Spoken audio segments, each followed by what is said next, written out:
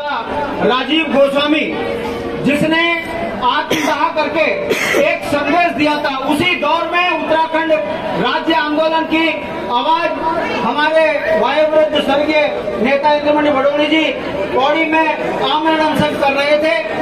उस समय पर नौजवान लड़कों ने समर्थन दिया।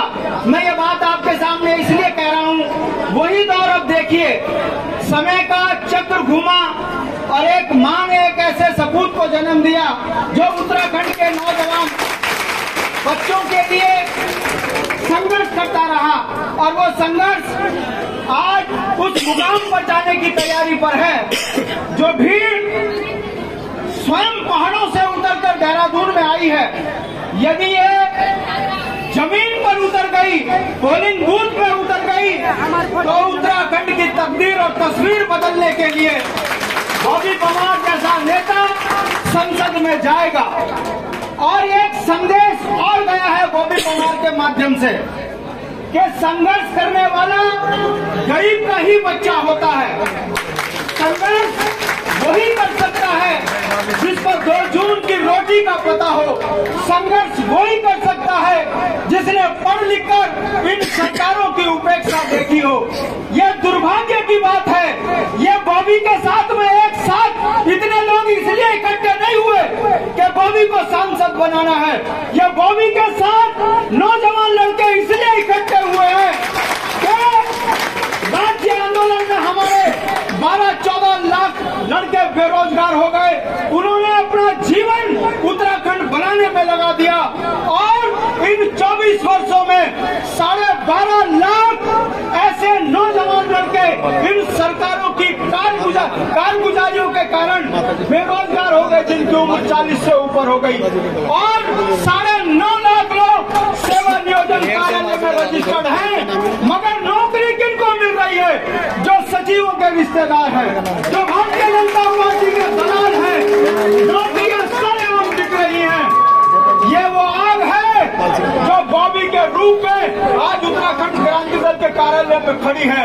ये वो माताएं हैं, ये वो बहनें हैं जिन्होंने मुट्ठी बीच के कहा है कि बॉबी के माध्यम से हम दिल्ली की सल्तनत में अपनी आवाज पहुंचाएंगे, और जिन्होंने उत्तराखंड के अंदर गलत तरीके से नौकरियां पाई हैं।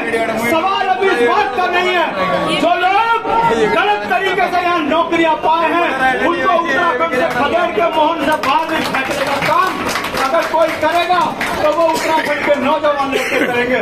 मैं सभी को इस बात के लिए साधुवाद देता हूँ।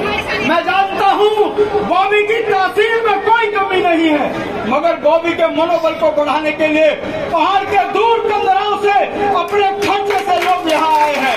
ये ताकत उत्तराखंड की है, ये ताकत उत्तराखंडियत की है। हमने बॉबी पवार को खुला समर्थन दिया।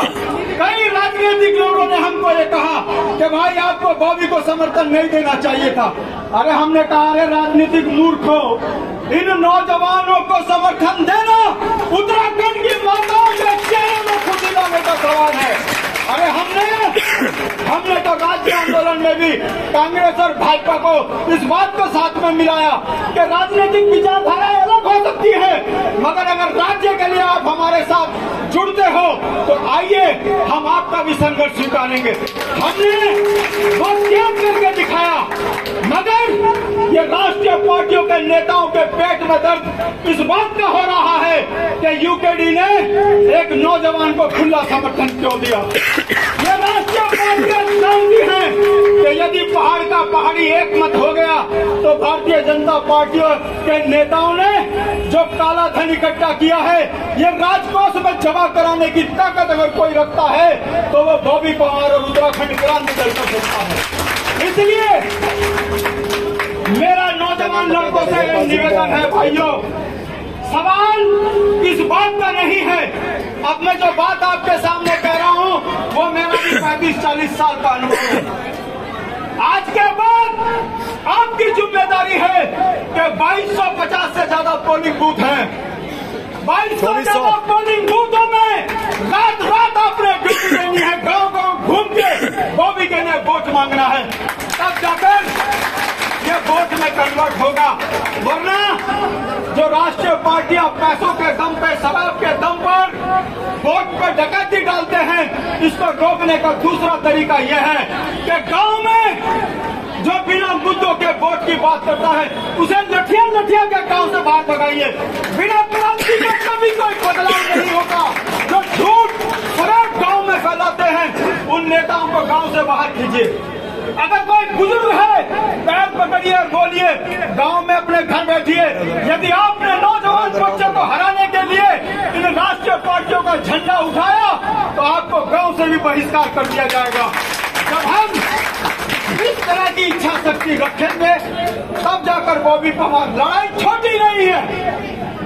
17-14 लाख वोटर हैं, इसमें 7 से 8 लाख बॉबी की माताएं और बहनें हैं, 4 से 5 लाख नौजवान लड़के हैं और बाद में वो लोग जो चप्पा चप्पा खा चप्पा घर घर चोर हर घर चोर करते हैं। इनसे भी निपटने के लिए हमको बॉबी पवार को कम से कम 10 लाख वोट से आगे बढ़ाने का प्रयास करना चाहिए। लड़ाई छोटी नहीं है, लड़ाई बहुत बड़ी है। अब आपकी और हमारी जिम्मेदारी बनती है कि हम बॉबी पवार को संसद में भेजें और जब वो संसद में दहाड़ेगा, जब वो कहेगा कि हमने देश के नाम पर इन राष्ट्रीय पार्टियों को सत्ता दी है मगर इन राष्ट्रीय पार्टियों ने उत्तराखंड को खत्म कर दिया है। अरे ये कैसा दुर्भाग्य हमारा। हम सेना के लिए अपने बलिदान देते हैं, हमारी नौकरियां छीन ली, अग्निवीर हमारे यहाँ पेंशन खत्म कर दी, हमारी आर्थिकी पर चोट मार दी। अरे हम तो पेंशन और मनी ऑर्डरों में पलने वाली कौन थे? हमारे ऊपर इतना बड़ा कुठाराघात, हमको देश सेवा की ये सजा इन दोनों राष्ट्रीय पार्टियों ने दी है। ये आवाज हमको बॉबी पवार के माध्यम से जंगल के अंदर पहुंचानी है। जंगल जमीन पर अपना अधिकार हमको चाहिए। मूल निवास और भू कानून की ये लड़ाई है, इसलिए हमको बॉबी पवार की जरूरत है। इसलिए गांव की बंदरगाहों में पोलिंग बूथ को मैनेज करो और बॉबी पवार को इतने ज्यादा मत दिलाओ कि राष्ट्रीय पार्टियों का मनोबल गिरे। अंत में मैं अपनी वाणी को विराम करने से पहले एक शेर सुनाता हूं जो अपनी माँ बहनों पर बड़ा फिट बैठता है, नौजवानों पर फिट बैठता है। ये राज्य आपका है, संसाधन आपके हैं, लूट बाहर के रहे हैं। ये लूट के खिलाफ बॉबी को हमने समर्थन दिया है। अरे जोत कर खेत जिसने उगाई ये फसल उनके हाथों में छाले पड़े देखिए।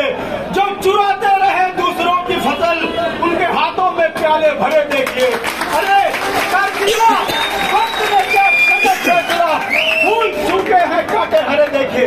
अरे पहाड़ का नौजवान बेरोजगारी की मार झेले, ये नेताओं के चोरों के बच्चे यहाँ लंबी लंबी गाड़ियों में घूमे, इसके खिलाफ ये जो आक्रोश है इसका बदला बॉबी पवार है और बॉबी पवार को जिताना है।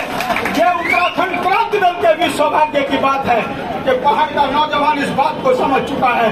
ये राष्ट्रीय लुटेरे हैं, इनके खिलाफ एक मत होना बहुत जरूरी है।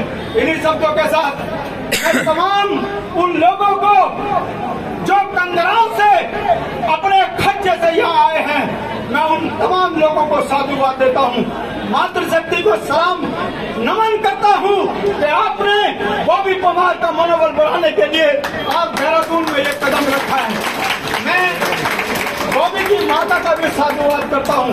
मैं जानता हूँ उस माँ के दिल में कितनी विचलन होगी जिसका जवान लड़का बेरोजगार है, मगर आज उसकी माँ की चेहरे की खुशी यह बताती है कि उसने एक ऐसे लाल को जन्म दिया है जो उत्तराखंड की तकदीर और तस्वीर बदलेगा।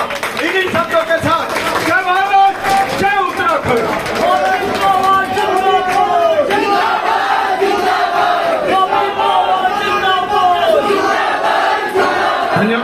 धन्यवाद साथी प्रसाद भट्ट जी। अब मैं